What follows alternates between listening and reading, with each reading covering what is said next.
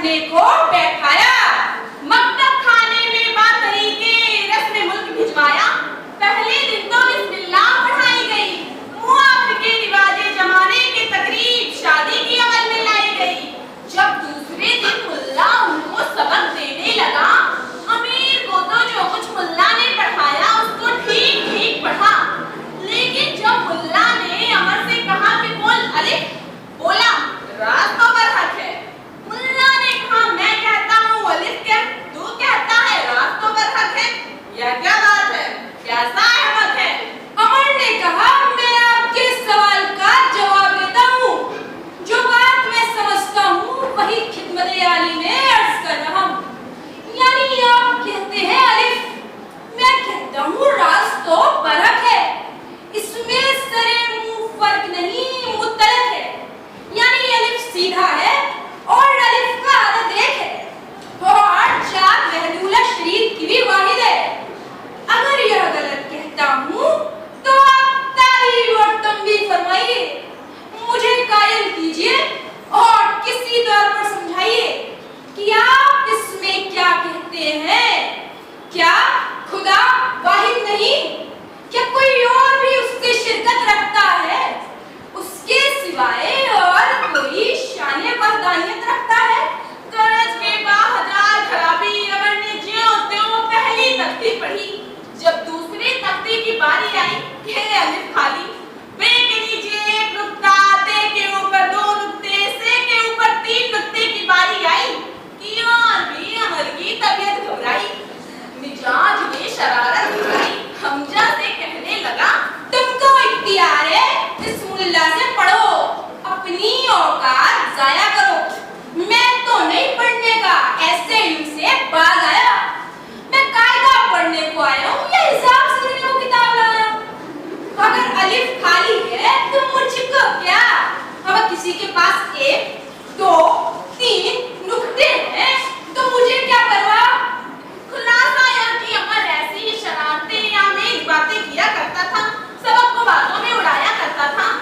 एक दिन की बात है, मुल्ला के पास किसी ने नियाज में ढेर सारी बिरयानी एक कार में भेजी। मुल्ला ने उसे सूंघा, तबीयत हरी हो गई। अमर को बुला के कहा कि बेटा इसे मेरे घर ले जाके मुल्ला ने को दे देना और रास्ते में इसे हरगिज़ न बोलना कि इसमें एक मुर्गा है, वो उड़ जाएगा। अमर ने चाहा। जब अमर बाजार पहुंचा, जहां खोलकर देखो कैसा मुर्गा है। जब बिरयानी देखी तब तबीयत ललचाई, खूब जी भर के खाई, बाकी बाजार के कुत्तों को खिला दी और गाँव में पत्थर भरकर उसे ढाका, चादर से बांधा और ले जाकर मुल्ला जी की बीवी से कहा, मुल्ला जी ने कहा है आज रात का खाना न बनाना और पड़ोसियों को मिलावट में बुला लेना। हाँ, खा भी न खोलना, ये वो खुद आकर खोलेंगे। शाम को मुल्ला खुशबू बिरयानी के जायकों को याद करता घर को चला। मुल्ला जितनी जल्दी घर पहुंचना चाहता था, आज उतने ही लोग उसे रोक रहे थे। कोई कुछ कहता था, कोई कुछ, कोई बेकार की बातों में तो कोई खैरियत खैरियत कहकर मुल्ला का वक्त जाया करता था। मुल्ला जब घर पहुंचा, भीड़ नजर आई, अक्ल चकराई, बीवी से खाने का इस्तेमाल किया तो लगी तो उसने हाय हाय अभी से सटिया गए हो, तुम्ही ने तो कहा था आज रात का खाना ना बनाना और पड़ोसी को भी दावत पे बुला लेना। अब मुल्ला की तबीयत घबराई, काम मंगाकर जो देखा तो तबीयत मिटलाई। किसी तरह माफी माजरत करके मेहमानों को रवाना किया और खुद बीवी बच्चों के साथ फाका करके पेट दाब के भूखा ही सोना। मुल्ला उस शख्स को ख्वाजा अब्दुल मुत्तलिब की खिदमत में पहुंचा और अमर का शिकवा हद से ज्यादा किया और तमाम अहवाल का। ना तो आप सबक लेता है, ना हमजा को पढ़ने देता है। अगर हमजा को पढ़वाना मंजूर है तो उसे किसी और के सुपुर्द कीजिए, वरना मैं यहाँ अपने सर न दूंगा। उन दोनों लड़कों को भी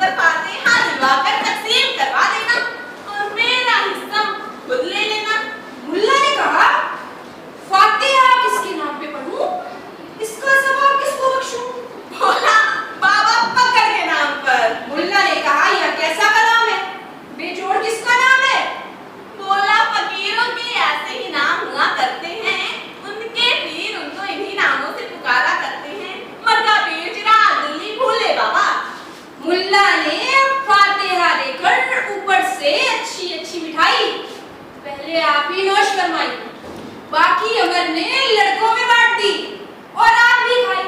और उस मिठाई में जिसको मुल्ला साहब ने तनावुल फरमाया था, अमर ने कुछ जमाल गोटा मिला लिया था।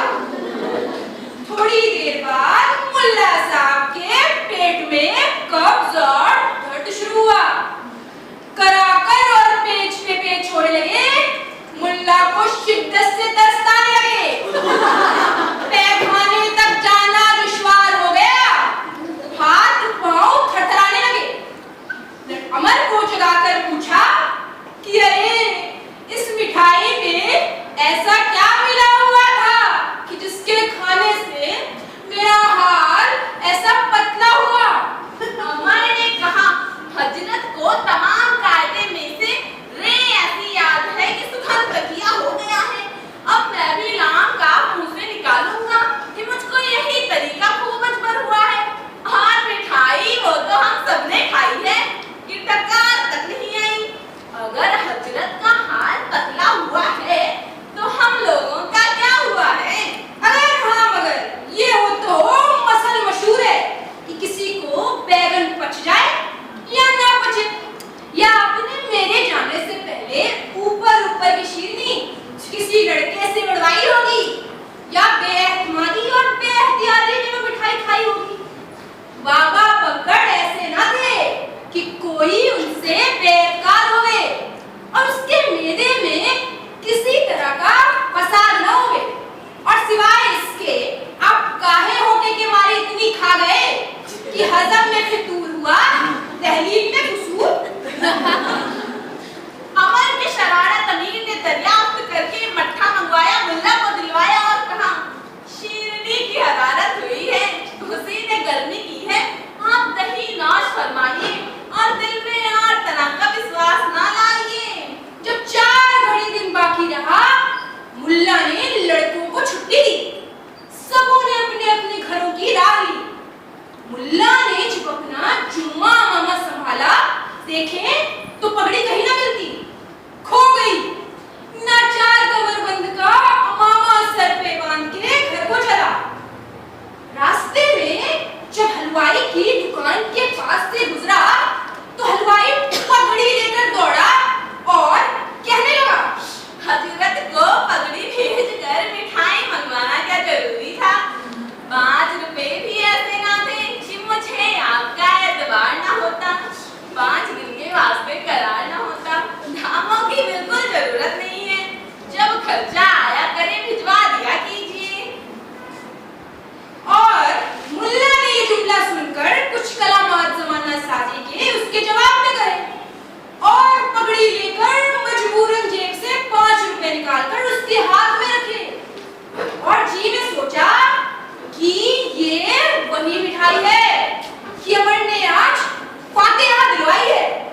जब बखैर अमर की खैर नहीं, कल सुबह मैं हूँ और अमर कोड़ा है और उसकी पुश्तो कमर। सुबह होते ही अमर सबसे पहले मदरसे में पहुंचा। बिछौने को झाड़ छोड़कर मुल्ला का मसनद तकिया लगाकर किताब खोलकर जोर जोर से पढ़ने लगा। मुल्ला ने भी आज अमर को मदरसे में देखा। जी ने सोचा कि इस पर मेरा खौफ गालिब हुआ है कि आज सबसे पहले आया है। इस वक्त इसे कुछ ना कहा चाहिए, बुलावा दिया चाहिए।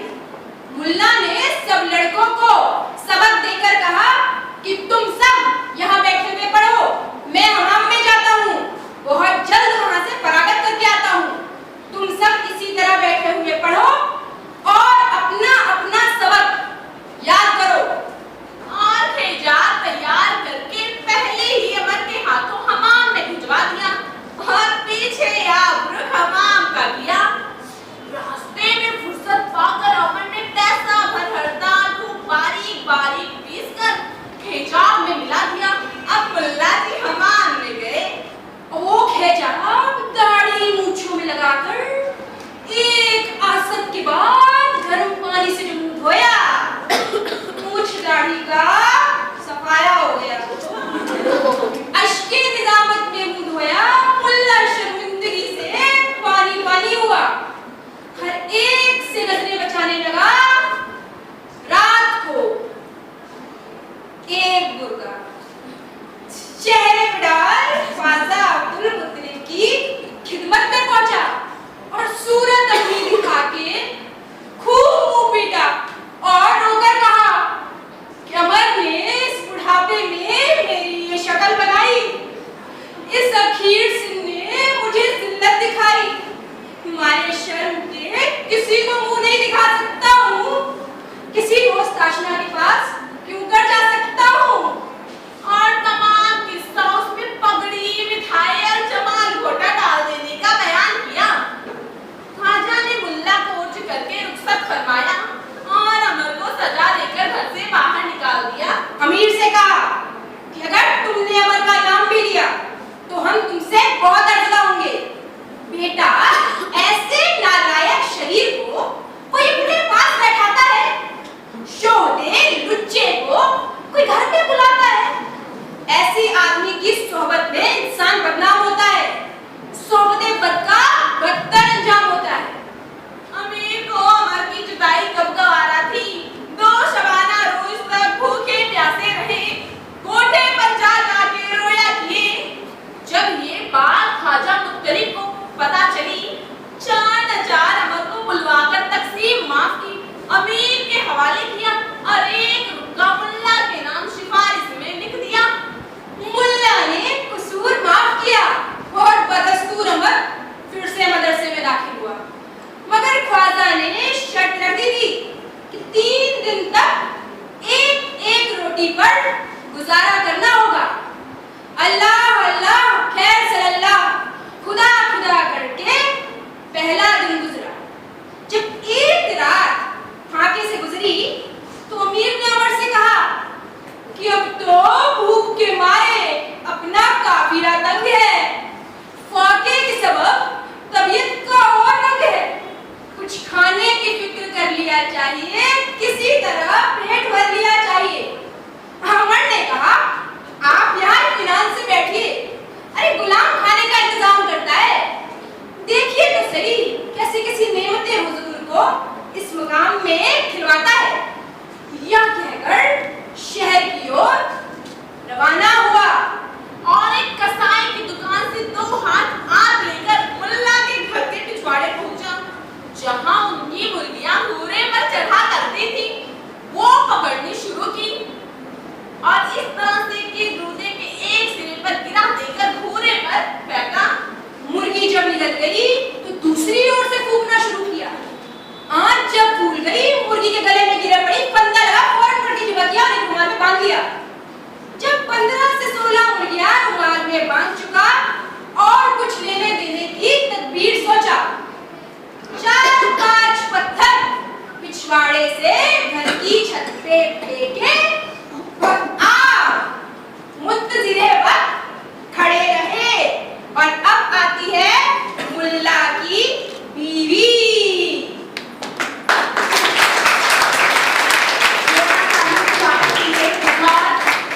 कविता के लिए